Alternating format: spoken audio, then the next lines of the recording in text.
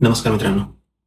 तर भारतातून अमेरिकेत जेव्हा आपण येत असतो तेव्हा मनामध्ये एक धडधड असते की आपण तर चाललोय पण आपल्या मुलाच्या शाळेचं कसं होणार.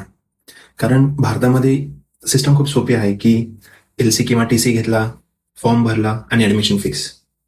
पण अमेरिकेमध्ये जे नियम आहेत, जी सिस्टम आहे, ज्या डेडलाईन्स आहेत त्या खूप वेगळ्या आहेत. तर मी माझा मुलगा आयुषसाठी जेव्हा मी पहिल्या ग्रेडमध्ये फर्स्ट ग्रेडमध्ये त्याचं इथं आल्यानंतर ऍडमिशन केलं तेव्हा जो आलेला एक अनुभव होता तो मी तुमच्यासोबत शेअर करतोय. व्हिडिओ शेवटपर्यंत नक्की पहा. तर सगळ्यात सुरुवातीला आपल्या मनामध्ये एक समज असतो की भारतातला एलसी आणि टीसी हा अमेरिकेत घेऊन आलो तर चालेल का, किंवा दुसरी कोणती कागदपत्रे लागतील.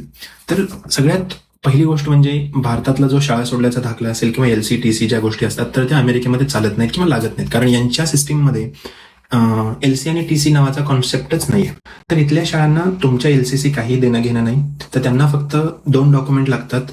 पहिलं म्हणजे बर्थ सर्टिफिकेट, ज्याच्यावरून ते मुलाचं वय काढतात, आणि दुसरं म्हणजे तुमचं ऍड्रेस प्रूफ. ज्या शाळेच्या एरियामध्ये तुम्ही राहताय तर तिथलं तुमचं ऍड्रेस प्रूफ, थोडक्यात लीज अग्रीमेंट असेल, वॉटर किंवा इलेक्ट्रिसिटी बिल असेल किंवा ड्रायव्हर लायसन असेल, ठीक आहे, तर या गोष्टी लागतात, किंवा बँक स्टेटमेंट विथ ऍड्रेस असेल तर ह्या तुमच्या एक ऍड्रेस प्रूफ म्हणून गोष्टी लागतात.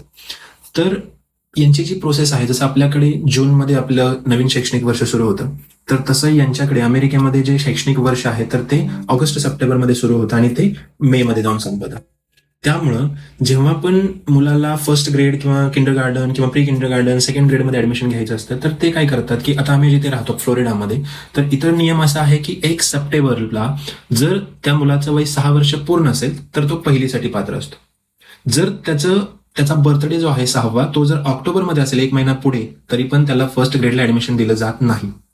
इथं आपल्यासारखं चालत नाही की कोण जाऊ द्या करून घ्या किंवा हे डॉक्युमेंट मी उद्या आणून देतो, अजिबात चालत नाही.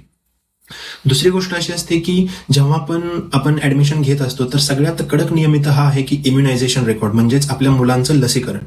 तर आपल्याकडे इंडियामध्ये तुम्हाला माहिती असेल की अंगणवाडीमधील जे काही आपल्याकडे बुकलेट्स असतात ज्यावरती जन्मल्यापासून त्या मुलाने कोणत्या लसी घेतलेल्या त्याचं रेकॉर्ड असतं. तर ते रेकॉर्ड आपल्याला इथं जमा करावं लागतं, आणि याच्यामध्ये कॅच असा असतो की त्यांना ते रेकॉर्ड आपल्या इकडचं ॲज इट इज चालत नाही. तर आपल्याला ते आपल्याकडे मराठी असेल, हिंदी असेल किंवा अदर लँग्वेजेसमध्ये जे रेकॉर्ड्स असतील ते रेकॉर्ड आपल्याला इथे अमेरिकेमध्ये त्यांच्या फ्लोरिडा हेल्थ केअर सेंटरला जाऊन किंवा डिपार्टमेंटला जाऊन ते प्रॉपर नोटराईज करून घ्यावं लागतं, ट्रान्सलेट करून घ्यावं लागतं, आणि मग ते जर एखादी कोणती लस नसेल दिलेली त्याच्यामध्ये तर काय करतात तर ते ऍडमिशन देत नाहीत.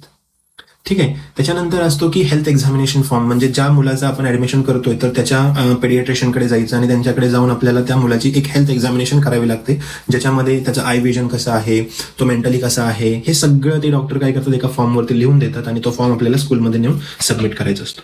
सगळ्यात भारी गोष्ट माहिती आहे का, तर ती म्हणजे की इथल्या ज्या शाळा आहेत किंवा तुम्ही ज्या भागात राहता तर त्या भागातल्या ज्या सरकारी शाळा आहेत तर त्या एकदम विनामूल्य असतात, म्हणजे फ्रीमध्ये असतात.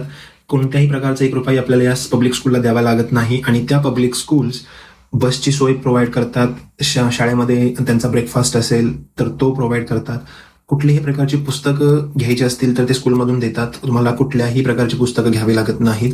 आणि सगळ्यात इम्पॉर्टंट म्हणजे काय की जे काही स्कूलमधून घरी येताना किंवा घरून स्कूलमध्ये जाताना दफ्तर असतं, त्या दफ्तरामध्ये फक्त एक बाइंडर असतो, म्हणजे एक फाईल असते ज्याच्यामध्ये टीचर्स लिहून देतात की उद्या काय ऍक्टिव्हिटी आहे का, किंवा ज्या काही इन्फॉर्मेशन पास करायच्या असतात पालकांसोबत तर त्या फक्त त्याच्यामध्ये लिहिलेल्या असतात. कुठलंही दप्तराचं ओझं नसतं. सगळ्या गोष्टी ज्या असतात, उदाहरणार्थ त्यांचे मार्कर्स असतील, त्यांचे नोटबुक्स असतील, त्यांचे काही पण ज्या गोष्टी असतील तर त्या आपल्याला शाळा सुरू झाल्या पहिल्या आठवड्यामध्ये सगळ्या स्कूलमध्ये नेऊन जमा करावे लागतात, आणि ते वर्षभर तिथूनच वापरतात. ते घरी येत नाहीत किंवा घरून दुसरं काही जात नाही. थोडक्यात काय, तर हे जेव्हा कल्चर बदलतो तेव्हा एज्युकेशनल सिस्टम सुद्धा चेंज होते आणि काही नवीन नवीन गोष्टी पाहायला मिळतात. तर हा अनुभव तुम्हाला कसा वाटला मला कमेंटमध्ये सांगायला विसरू नका. आपल्या मित्रांसोबत ही रील नक्की शेअर करा, आणि जे कोणी इन फ्युचर अमेरिकेला येण्याचा प्लॅन करत असतील तर एलसी किंवा टीसीचा विचारात पडू नका. बर्थ सर्टिफिकेट, इम्युनायझेशन रेकॉर्ड या सगळ्या गोष्टी महत्वाच्या असतील. तर या संदर्भात मी एक सविस्तर ब्लॉग लिहितोय, तर लवकरच तो ब्लॉग मी आपल्यासमोर पब्लिश करेल. तर भेटूया पुढच्या व्हिडिओमध्ये. धन्यवाद.